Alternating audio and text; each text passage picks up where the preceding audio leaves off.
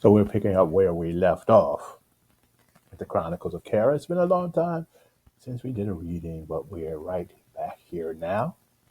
Again on minds.com, just for your enjoyment. It is exclusive, and we hope that you will follow us on Minds, share the link, and visit some of our other endeavors here.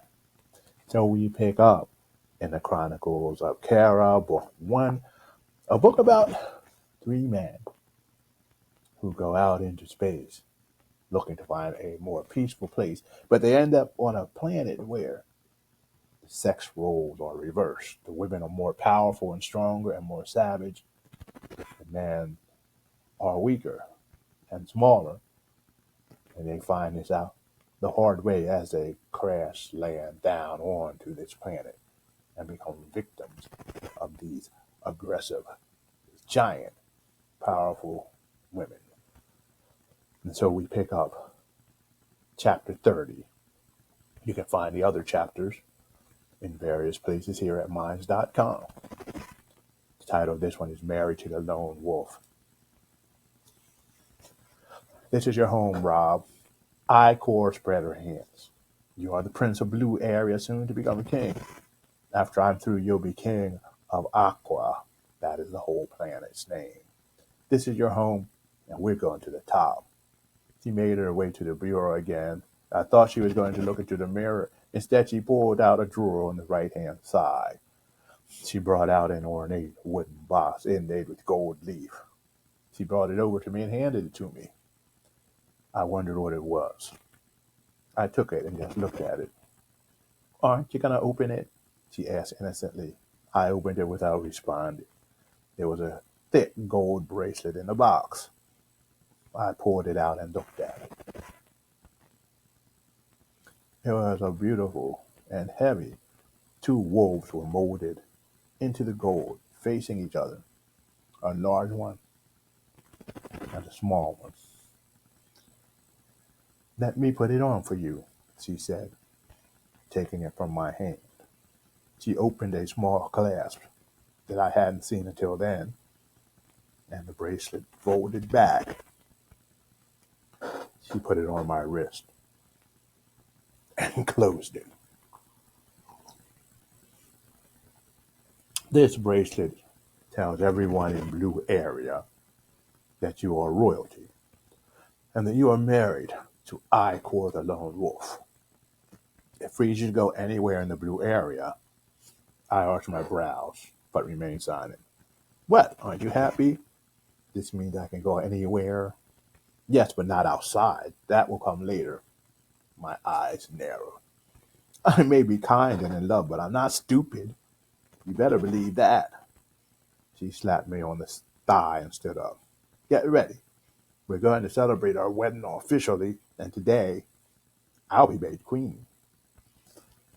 Some of the guards will come for you. I have to prepare for everything. I also have to prepare the king and queen to meet you. After all this time, you'll meet my parents. I forced a smile. I wondered if they were like her. How could she be so violent? She began to walk out. How did you become so angry, Icor? I asked like a fool. She paused and looked over her shoulder. Why do you ask things like that right now when I don't have time to answer you? We'll talk about that later, okay? She began to walk and stopped for a moment. Without looking back, she said, People often give back what they received most of their lives. Had I been loved, I may have been a different person. She continued out the door. Unlike the previous times, there was no click of a lock behind her. I fingered the gold bracelet, got up to take a shower. I guess I needed to look good for my new in-laws. They were, after all, king and queen of the whole Blue Area. I thought of Kera. How could I possibly forget her? I looked at the three stones again. Now I had a golden bracelet on one arm and my particle beam weapon on the other. I looked at the weapon for a moment and sent it a telepathic message. It was fully charged. This changed things, but I still loved her. I loved Icor. How could a guy get away from her without killing her? It would take some doing, but I was determined to someday. I looked down at the redstones. Where would I go to? I wouldn't be welcome on Kera. I had married another woman on these planets. Joining was until death. Kara wouldn't take me back. This was a macho, horrible society on both planets. How could I live comfortably on any of them? I became angry again. I hated both societies. Even in my fit of anger, I began to wonder if Earth were any better. Here, everything was done violently and in the open. On Earth, violence was done psychologically through the withholding of love and even, sometimes, the withholding of things necessary for life. I turned on the shower. It seemed more like rain at first, but it was warm and gentle. My mind drifted again. On Earth, when I left, they were still fighting over separate but equal segregationist policies. The people in the South had abused the blacks and had used their freedom for more than 400 years for labor. The foundation of the nation had been built on their backs. Now they wouldn't even allow blacks to vote or to share bathrooms or sit in the same places with them, let alone have jobs that were good. Black people would often be lynched and beaten just to keep them in their place. Just a few years before, that was the open violence. In the North, where I lived, they were given low-paying jobs, and the rent in safe, clean neighborhoods were raised high enough to keep them out. Public transportation was only run during business hours. Any black person working a second or third shift in the city couldn't get there using public transportation. They were doing the same thing as the South, except in a more subtle fashion. Every once in a while, black people were attacked or beaten, or they were terrorized if they moved into white neighborhoods. They were made invisible in all of the media except for the news hour, when it talked about people being arrested. Psychological warfare, psychological terrorism was at an all-time high in the Western world against anyone who was different. Earth really wasn't any better. I got out of the shower. It went off automatically. I looked on the bed. Several different suits were laid out. My space suit had been confiscated and burned the first night I arrived. An attempt to break my connection, or any connection I might have with the past. At least I was permitted to go to a tailor to get new clothing made to my taste. I got into my skivvies and then chose a black suit that looked somewhat like a Kung Fu uniform. It was more downplayed. Plain black, made out of a material resembling silk. It was soft, a long top coming down just to the top of the thigh, pearl white buttons buttoning up to a Nehru collar. The pants matched. They were very loose and comfortable, soft. I wonder if I was becoming like an earth woman. I was allowed to be more feminine here, so subtle behaviors that I was forced to bury on earth were emerging, like wearing soft things for comfort. I had never done that. I put on my socks and a pair of soft black shoes with white rubber soles. I went to the mirror and brushed my hair. I wanted to make sure everything was all right. I looked at the makeup case and shook my head. I hadn't gone that far yet. The doorbell rang. I had gotten dressed right on time. I went to the door, and there were several of the royal guard, all women except for one or two men.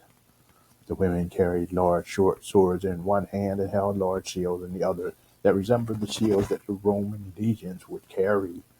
The two men carried pikes, made out of some type of black metal. They were dressed in black, except for several blue stripes across the breastplates and emblems of two wolves playing, tumbling together on the shields. There they were, 2 columns of women and men standing at my door. I did not know what they expected. One of the women at the end of the line looked at me and made a subtle head motion. I walked through the column of soldiers until I got between the 2 men with pikes. Everyone did an about face as we walked to the royal hall. I walked into the gigantic room. The scene was unreal. A long table stood in front of me, about 50 seats on each side, all the high-ups from the blue area, I guessed. There was a beautiful wallpaper all over the room that looked like golden thread woven into patterns on a deep red silk background. There were 3 large chandeliers hanging from the ceiling over the table, and 3 hanging over a large carpeted area to the left, where there was a large tiled square in the floor, with a mural of 2 wolves, except this time they were engaged in mortal battle. All the way at the far end, I could see Icor, the king and the queen, King Ferdinand and Queen Ilke.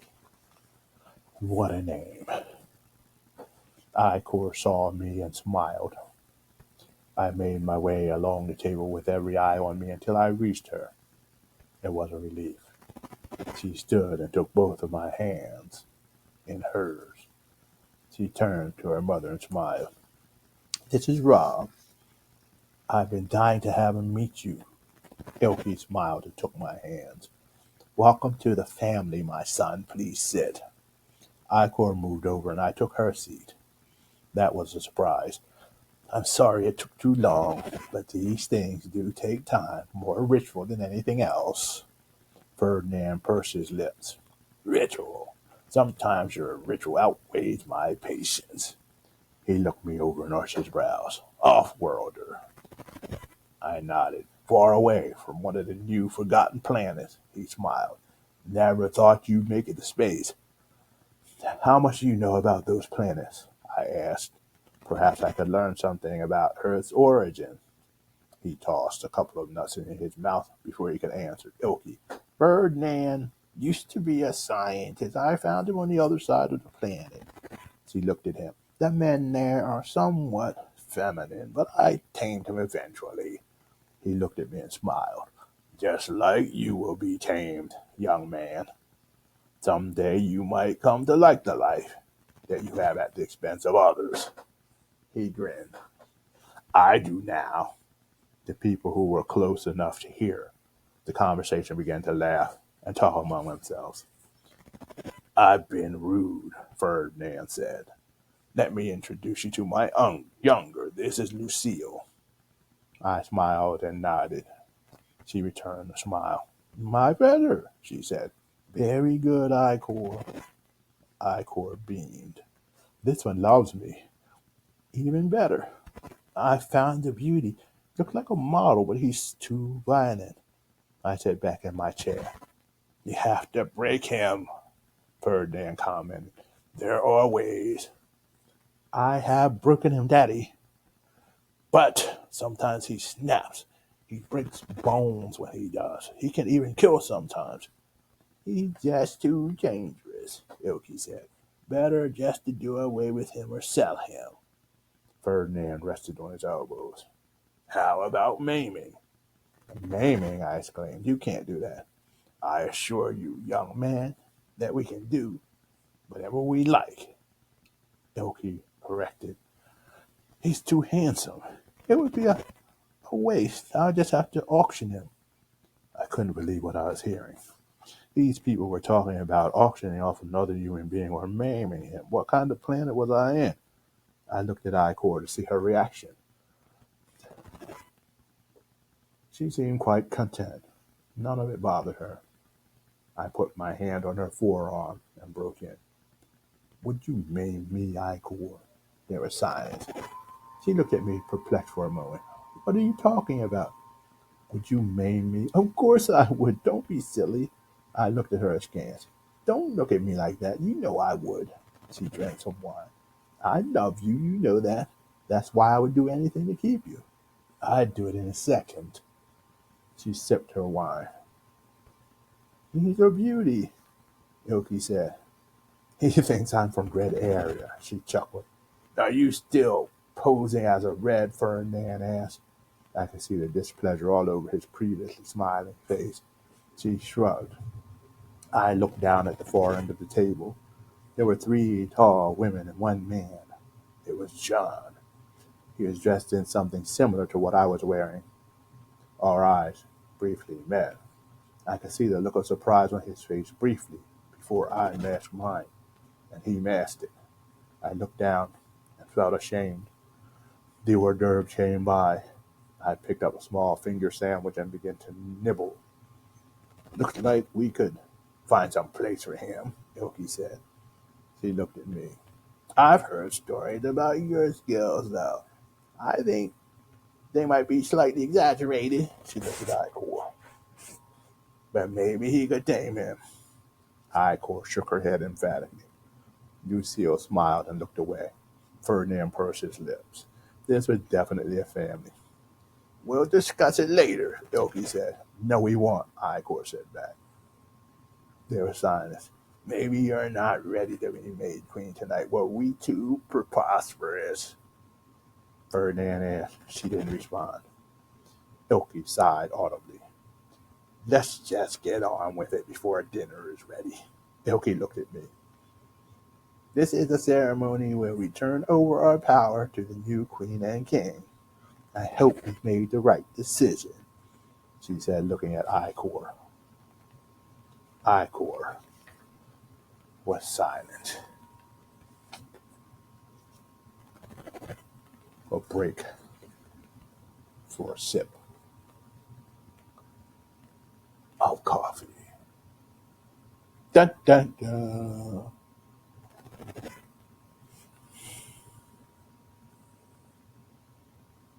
Ilky motioned to a waiter. He struck a small gong with a rubber mallet. I wondered if he just stood there all that time waiting to do that. The large mural carpet beside the table began to rise up out of the floor until it reached the pedestal and created a pedestal about 4 feet high. Icor smiled. Wish me luck. I wondered what she was talking about. She made her way around the head of the table. The king and queen followed, each carrying what looked like a stainless steel cylinder. They climbed up the stairs at the back of the pedestal, which went on the far side out of view. She held her hands high, and the crowd cheered. The king and queen opened the cylinders and placed them around her forearms. They were actually some type of metal wristbands.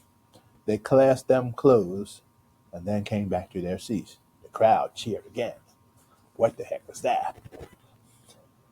At the rear of the room, I could see the guards forcing 3 women to come up to the pedestal. They were all bound. The crowd made hissing sound. It looked like a wrestling match or something. I wondered what type of violence was going to be going on here.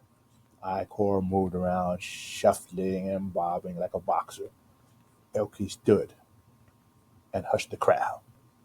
The great day has come. The day when my daughter will become queen of Blue Area. When? Not if she is successful. Everyone cheered. She hushed the crowd. To be a leader of the Blue Area, one must exhibit the most prowess, ferocity, and fearlessness. The first step is to take what should belong to us. She motioned to Ferdinand, who smiled, and then to me. The second step is to bring what should belong to us. Ferdinand smiled. I just sat there wide-eyed. I was lost. The third step is to defend the kingdom from those who would injure our freedom. The freedom to be women. She motioned at the 3 prisoners. People began to hiss. These are 3 of the so-called security police from Gray Area. They were captured by my daughter Lucille. John looked at her angrily but remained silent. That Icor has proven herself by vanquishing these 3 beasts. She will be queen, and we will retire to some nice, quiet part of Blue Area. She looked at Ferdinand, and they both smiled. Do you have anything to add, my love? Ilky asked. Let's get on with this, before dinner gets cold, he said with a smile playing on his lips. The people around the table laughed, and then the battle was on. Prisoner number one was untied on the skirt of the square ring and given a short, thick sword. Icor stood in a fighting stance. The stairs were retracted. The woman was looking around, as if confused for a moment. And then she began to fight for her life. She began to twirl the heavy sword by its hilt easily, like she had been used to using one. It was moving fast. She stepped forward. Icor used the twisting motion of her body and the momentum of the spin to bring the sword down and arch it high above Icor's head. Icor stepped in instead of stepping back. She lifted her arm, catching the full impact of the sword on one of the wristbands. The blade glanced off as she stepped in and caught the woman full in the face with a wild hook. As the woman started back, Icor charged in with several straight blows to the face and followed up, slamming her wristband into her temple. She dropped the sword and collapsed as blood flowed freely from one ear. The crowd went wild. The second prisoner began to shout, "This was not to the death. You lied to us." She turned to the crowd. "This is unlawful. You know that. It's against your law and ours." Lucille stood up and threw a piece of bread at her. "Shut up, you vile coward." People began to throw things and spit at her. It took quite some time to calm them down.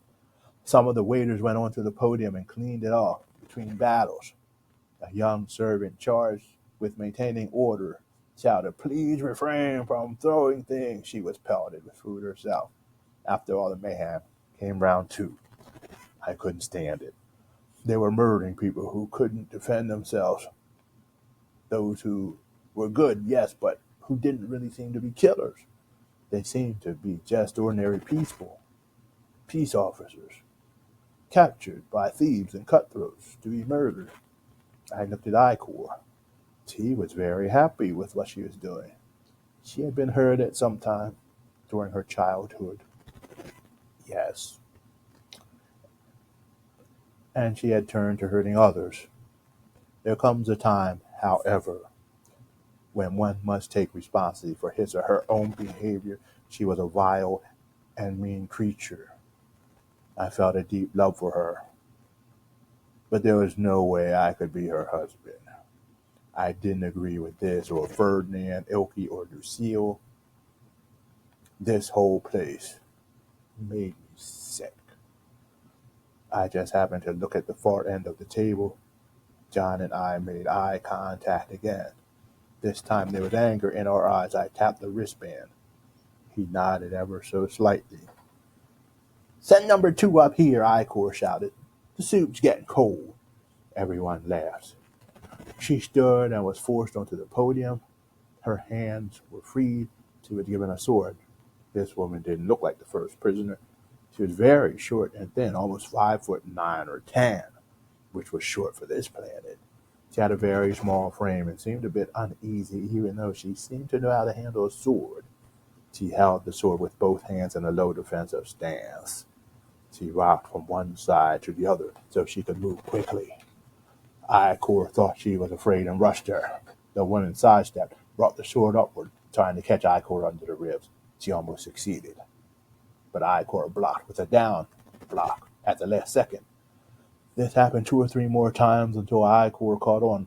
When number two went for her ribs, moved to the side. This time she reached under the blade, with the hand closest to the hilt, and brought it upward. As she down blocked the sword, striking it near the tip, the sword flew through the air. Endo ran and planted itself right in front of me, sticking out of the table. There was a moment of awe, then the room exploded in applause. Icor began to take her bow. While this was happening, the third prisoner broke loose and charged towards the pedestal. She dove on the floor and rolled, coming up somehow with her hands in front of her. One of the guards tried to rush and grab her. She ducked underneath her arms, hammer blowed her in the ribs with both hands. She grabbed the hilt of the guard's sword, and she continued moving behind her and kicked her in the back of the knee. The guard tumbled, and she freed the sword, threw it into the pedestal, before they could reach her. I could only smiled as prisoner number 2 quickly picked up the sword. I looked up the sword in front of me. I realized that this was my chance. This was do or die. All eyes were on I-Core. I jumped onto the table and grabbed the sword by the hilt. Lucille tried to jump up too. I kicked her in the chest, and she fell back into the sea. I-Core was rushing toward prisoner number 2. I simply reached out with the sword and tripped her feet up, then brought the sword down into the top of Ilke's head. In the meantime, I-Core had fallen onto the sword of the number 2 prisoner. I kicked Ilke hard. People rushed to protect their king and queen, but they were too late. The shield came up full power the first time since I had it. Swords bounced off. Ray guns felt useless. They were useless against this technology. My fists were like steel, and so were John's. We began to work over the whole court of the blue area as we fought our way out. When we exited, 2 people were on our heels. They were 2 prisoners trying to escape. We let them out first and then turned to face the crowd. John set his particle beam weapon on wide dispersal and fired. Right before my eyes, I saw everyone sitting at the table, all of the leadership of Blue Area, vaporized. I looked at him in disbelief. I knew he was a martial artist, but he had also been one of the most kind people I had ever known. He could have stunned them at least. I was shocked. What he had done felt right, but it still seemed wrong, especially coming from him. He pursed his lips and turned to me with a stern look on his face. "Don't look at me that way," he said. "You don't know what they did to me, and you probably never will." He looked back into the empty room. "They did it to me, but I intend to make sure they never do it to anyone else." I shrugged. What could I say? There were some rotten, cruel beasts. What followed for the next hour or two was a 2-man massacre as we literally fought our way out of Blue Area. Along the way, we found guards who had been killed by the prisoners on their way out. We made our way out and headed into the forest. The communicators connected to the wristband were operating since they were fully charged. Thank God for the artificial light of the Blue Area. I pushed the comm button to call the ship as we headed for the landing area. I almost hoped that some raiding party would come out so that we could roast them. I could feel the anger welling up inside me, covering over the sorrow that I felt for having to kill I-Core.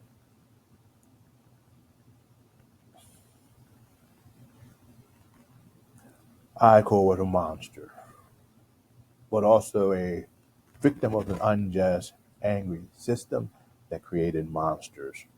I only hoped that what we did to destroy Blue Area, or at least destroy the system that created her, helped. Her death wouldn't be in vain. I removed the heavy golden bracelet. It opened easily. I looked at the 2 playful wolves. Tears came to my eyes, so I lowered the shield and let the raindrops wash them away. I noticed that John had been watching me all the time.